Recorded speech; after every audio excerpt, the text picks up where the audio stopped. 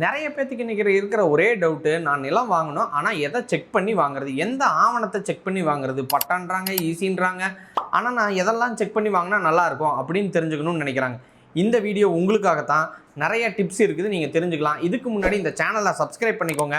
கண்டிப்பாக இந்த இன்ஃபர்மேஷன் உங்கள் லைஃபோட கடைசி வரையும் யூஸ்ஃபுல்லாக இருக்கும். இப்போ நம்ம முதல்ல பார்க்க போகிறது பட்டா சரியாக இருக்குதான்னு பார்த்துக்கோங்க. பட்டா அப்படிங்கிறத மெய்ச்சான்றுன்னு சொல்லுவாங்க.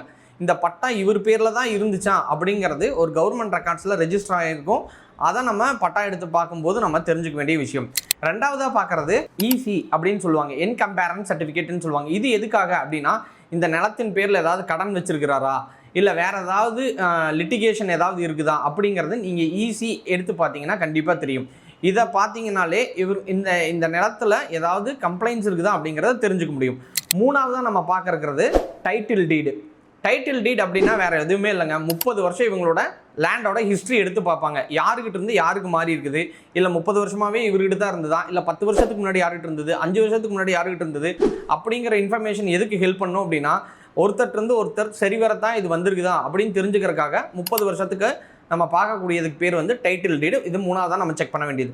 நாலாவதாக நம்ம செக் பண்ண வேண்டியது கடைசியாக, இது ரொம்ப முக்கியமான விஷயம், எஃப்எம்பி ஸ்கெட்ச் அண்டு சிட்டா அப்படின்னு சொல்லுவாங்க. இது என்ன எஃப்எம்பி ஸ்கெட்ச் அண்ட் சிட்டா அப்படின்னா என்னென்னா, ஒரு கரெக்டாக அந்த பார்டர் வரைபடம் அப்படின்னு சொல்லுவாங்க. அந்த பார்டர் கரெக்டாக இருக்குதா. நிறைய இடங்களில் பிரச்சனை என்ன வரும்னா, இந்த 4 அடி என்னது, 2 அடி என்னது, பக்கத்தில் இருக்கிறவனோட சண்டை, இந்த எல்லாம் வராமல் தவிர்க்கணும் அப்படின்னா எஃப்எம்பி ஸ்கெட்சையும் சிட்டாவும் கரெக்டாக இருக்குதா அப்படின்னு நம்ம செக் பண்ணிக்கணும். இது ரொம்ப ரொம்ப முக்கியமானது. இல்லை வீடு கட்ட போகிறேன், 2 அடி என்னோடது, நான் ஆல்ரெடி விட்டு கட்டியிருந்தேன் இப்போ அப்படின்னு நிறையா என்க்ரோச்மெண்ட்ஸ் அதிகமாகவே இருக்கும். அதெல்லாம் தவிர்க்கணும் அப்படின்னா சரியாக பார்த்து, இதே நீங்கள் ஒரு நிலமாக இருந்ததுன்னா அந்த இடத்துல உங்களுக்கு தகுந்த இடத்துல வேலி போட்டு வச்சுக்கிறது ரொம்ப ரொம்ப சிறந்தது. அதுக்கப்புறம் அந்த இதில் உங்களோட நம்பரை ஃபிக்ஸ் பண்ணுங்கள்.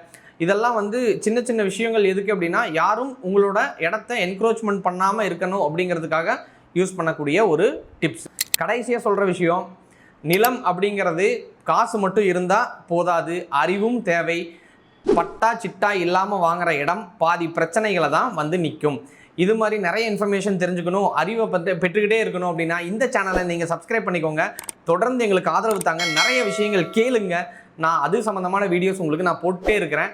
ஸோ நிலம் அப்படிங்கிறது அடுத்த தலைமுறை கொடுத்துட்டு போகிற ஒரு சொத்து. கண்டிப்பாக இதை எல்லாரும் பயனுள்ளதாக மாற்றுங்க.